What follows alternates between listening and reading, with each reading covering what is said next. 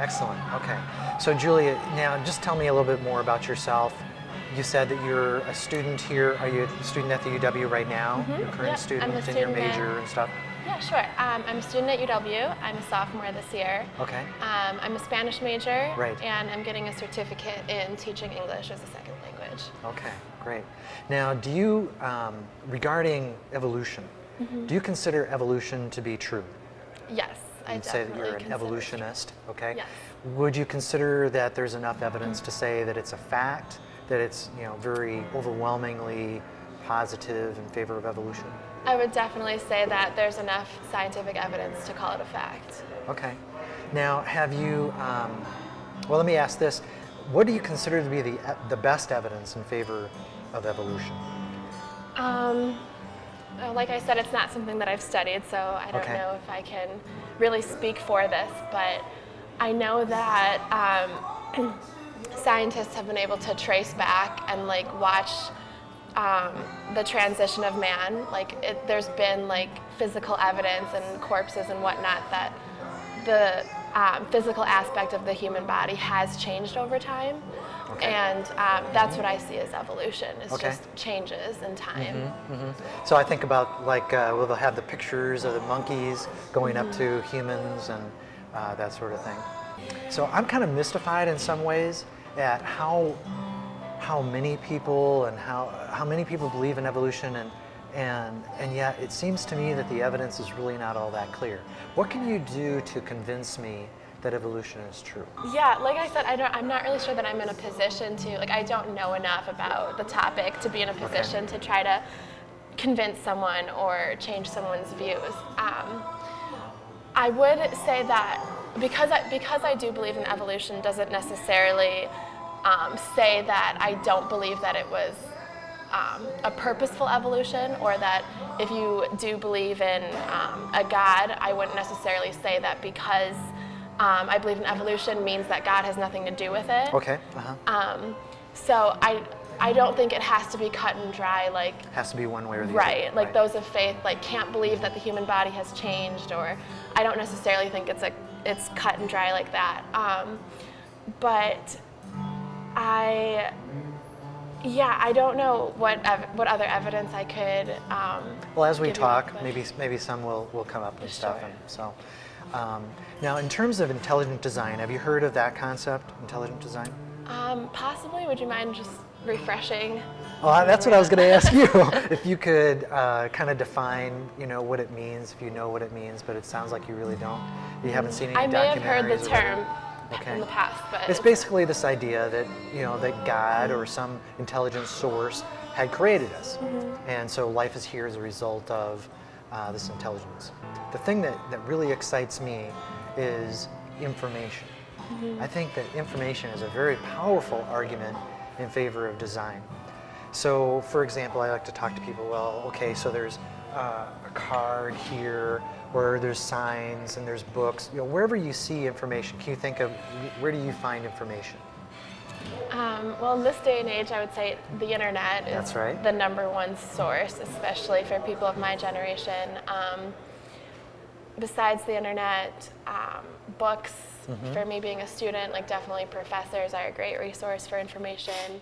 So if you were to go out to Lake Mendota and go out on the beach and you see a great big heart with the words "I love you" written in it.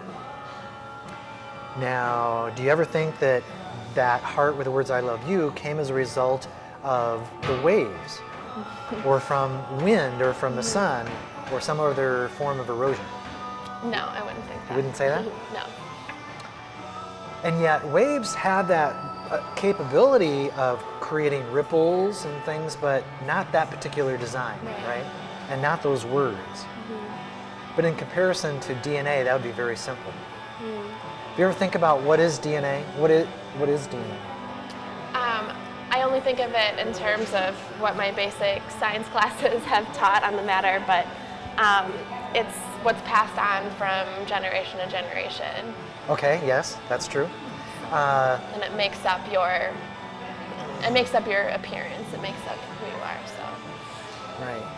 It provides the instructions in the cell for building up proteins and then using those proteins to produce organelles and things of that nature. So it's information. It's a 4-letter code. So like in our English alphabet, you know, we have 26 letters of the alphabet, right? Mm-hmm. In DNA, you have 4 letters. But that's what it is. It's information. It's DNA. So I always find that to be an interesting place to start, because just to get people thinking. Now, what do I have here? I have a penny and a rock. Mm-hmm. In your estimation, were either of these intelligently designed?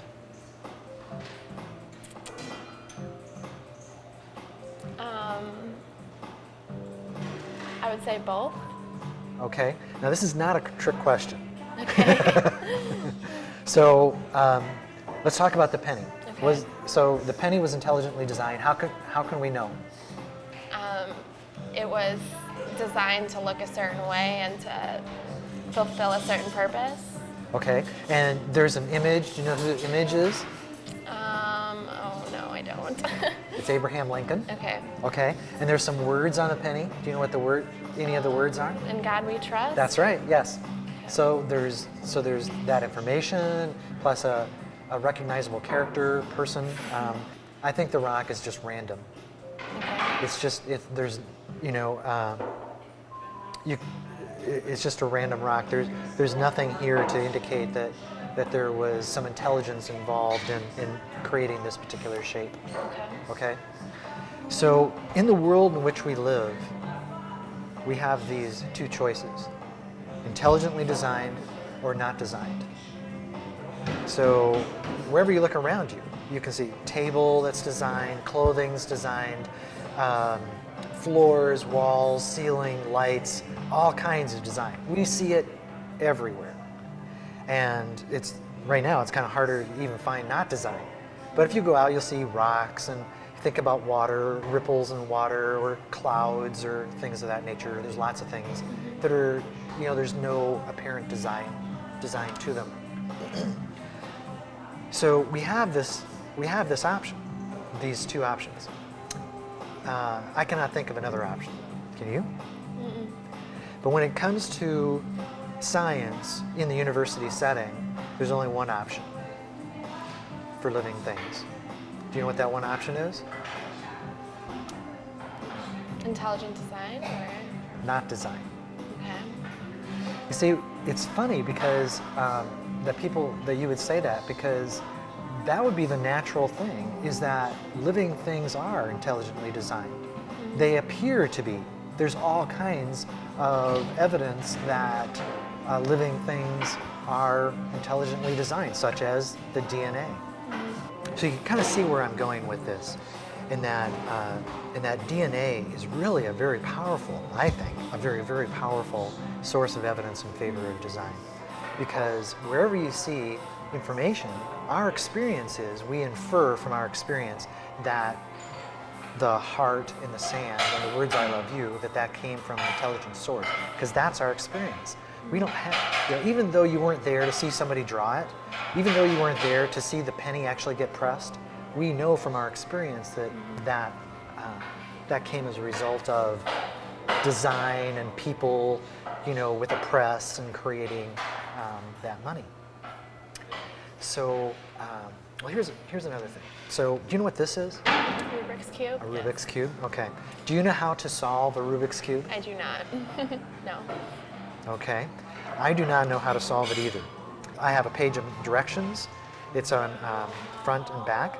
And so if you follow the directions, you can figure it out. And then, so let's suppose I know how to solve the Rubik's Cube.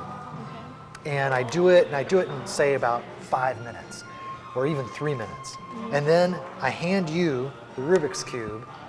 I twist it all up, I get it all messed up again, and I hand it to you and I say, now you do it. Could you do it? I wouldn't be able to, no. Why is that?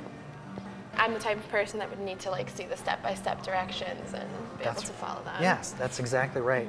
And so you would need to have somebody show you step by step, or where you have the directions and you work it through. For me to just do it really quick, there are so many different moves and so many different possibilities from a starting point that, I mean, you would have a different starting point than what I started with. Right. And so I think the Rubik's Cube is a really good example of what a lot of people think about in terms of evolution. They think that you get these macromolecules that kind of bounce together and they come together and create something new, something that didn't happen before. And that, they think, is evolution. And I say it is not. Because evolution has to occur in the DNA. It has to occur. If evolution happens, and let me say this first of all, I very much agree with adaptation, that things do change, that species change, bacteria changes, humans change. There is change. What there is not evidence for, in my view, is that there's enough change to go from one level to a higher level, to go from one species to another kind of species. So I think what happens is people think that you get this happenstance. You get these molecules that come together and something new happens, and then you have this new wonderful thing. But just like the Rubik's Cube, even if somebody happened to solve it just by luck or by happenstance, that for it to do anything for the next generation, it has to get carried on by information. If there's no information, the happenstance for solving it once dies then and there. That's why evolution has to happen in the DNA. So let's talk some more about DNA. DNA is this amazing string of information. In human DNA, Richard Dawkins talks about, do you know who Richard Dawkins is? Yeah, he actually just recently came up in one of my classes. Okay, all right. So he's a well-known evolutionary biologist and popularizer of evolution. In this book that Richard Dawkins wrote, he describes that DNA in a human would consist of about 3 to 4 copies of the Encyclopedia Britannica, the entire 30-volume set, 3 to 4 copies of that. Does that sound like a lot of information to you? It sure does. Yeah. He also describes that for a bacteria, which is the simplest form of life, the amount of information is about the New Testament. So those are his words, that's his analogy. But in the New Testament, you have 26 books. I mean, you're still talking about a great deal of information, real, cogent information. There's a information scientist named Dr. Werner Gett, and he talks about that wherever we see information, it's in 5 levels. Can I go through those 5 levels very quickly? Sure. All right. So first level is that of statistics. So let's suppose you have a bumper sticker, and the bumper sticker has 16 characters and 3 words, and there's a certain font and a size and colors to the letters. It's just statistical information. The second level is that of syntax. And so syntax is all about rules. And so you get those letters, and they're not just arranged randomly, they're arranged in specific arrangements to provide for words, okay? And so if you have more information, like sentences and paragraphs, well, again, they're arranged according to rules to create these sentences and paragraphs. And these letters are not arranged randomly, but they're arranged to provide for meaning. And you know how some words can have multiple meanings, like the word love. I love ice cream, I love my wife, I love this or that. But also semantics is about meaning that comes out of the paragraph, comes out of the writing of the message. There's, it's not just random letters, it's not just random words, but a specific message is being presented there. The fourth level is application.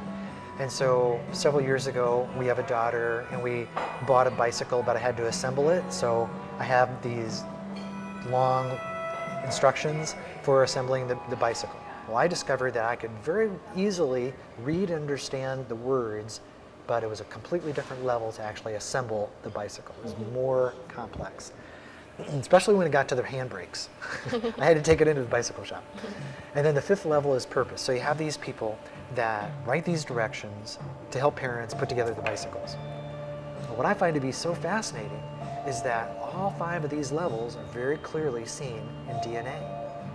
Is that DNA is this long list of assembly instructions for taking these amino acids. There's 20 amino acids, similar to the 26 letters of the English alphabet, and they need to be arranged according to the RNA. So the RNA peels off from the DNA, goes over to the ribosome. The ribosome assembles these amino acids in a very specific order. They are typically hundreds of amino acids long, and they have to be in the exact order, just like an email address or a telephone number, all has to be in exact order. And then at the end of that process, it gets folded into in a very complex way into a specific form, shape, which makes it a protein. And that then gets used inside the cell in an organelle or in the messaging system or some other way. So you have all kinds of information being read, being sent over, and then it's read, and then it's being used to build something, and it's all done very, very, very quickly. It's all very, very complex. So, can you kind of get my point here that I'm seeing that there's a lot of there's just a lot of evidence there for design. I can't argue with that. No, I do. Okay. I definitely see where you're coming from. Okay. Going back to the penny and the rock, on the issue of this, I see that we have 2 different options. In the universities and in science classes, there's only one option presented, and that is that it wasn't designed. Even though it looks like it's designed, they present it as, evolution did it. And I think that is dishonest, and I think that that's why so many people believe in evolution, is that people are not given design as a second option. They're not given it as a level playing field where they can see for themselves evidence in favor of design. So, I don't know, do you have any thoughts for me at this point? What are you thinking about? What is crossing your mind? You're thinking, okay, this guy, he's telling me this stuff, and I don't know what to do from here. Well, I was actually what had crossed my mind is why this is important to you, just out of curiosity. To me, this is really a very important topic because, I'm a Christian, and one of the implications of evolution is that a lot of people have discredited Christianity and the Bible because of evolution. They just they may not see evidence in favor of God. They may not think that it's important. But think about it. Just look at how complex we are. Does this come as a result of natural causes? I don't believe it does. I believe that God created us, and I believe that God created you. And God wants you to know that He passionately wants you to know Him. He wants to communicate that He passionately loves you. And that's a really deep thing. It's foundational to all our relationships. It's also foundational to having aside from healthy self-being and that sort of thing, it's healthy sense of one's destiny, a sense of not having to fear death, not having to fear evil in the world, but being able to come to terms with things, because things make so much more sense, I think, in a Christian world. Did I answer it for you? Yeah, you did. Do you have any Do you have any religious background? Yeah, I was raised in a Christian family growing up. Like what type of church did you go to? Non-denominational. Okay. Wasn't a specific branch. All right. Do you consider yourself to be one who still believes in God, or where are you at? I don't. I'm at a point in my life where I don't follow organized religion. Okay. So I don't self-identify with any religion, but I do have my own like spiritual beliefs and Yes. interpretations of things. So. Okay. Did you find this discussion interesting? Did you find this to be helpful at all? Yeah, I always appreciate conversation about things that are important, and I do think that this is an important conversation to have, and it's an important topic, and it's also really refreshing to see someone as passionate as you are about it and willing to do something about it. So, yes, I did find it helpful. So, Excellent. Can I So- shake your hand? thank you I'd very like much. to give you a couple of things. I have the card and a book, and, Sure. and